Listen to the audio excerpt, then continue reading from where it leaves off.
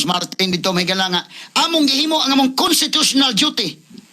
O gihimo niyong constitutional duty under Article 11 sa 1987 Constitution, nagbutyag din nga kung dunay mo file og impeachment, constitutional duty sa ninyo nga inyong aksyonan. Karon, dunay file impeachment against President Marcos, wa man lagi aksyon eh.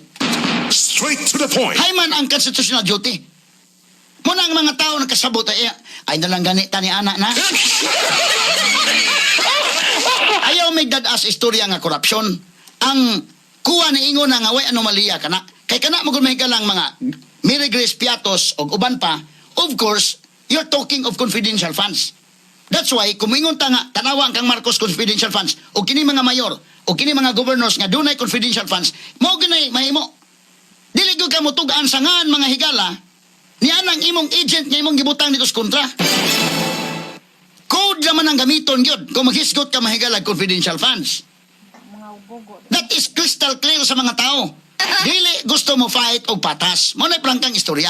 Nga naanad ba sama ining Martin nasay kontra mahigalag congressman pagka congressman dito sa Leyte. Aron nga sigurado siya mo daog iyang ipa-disqualify. Disqualified.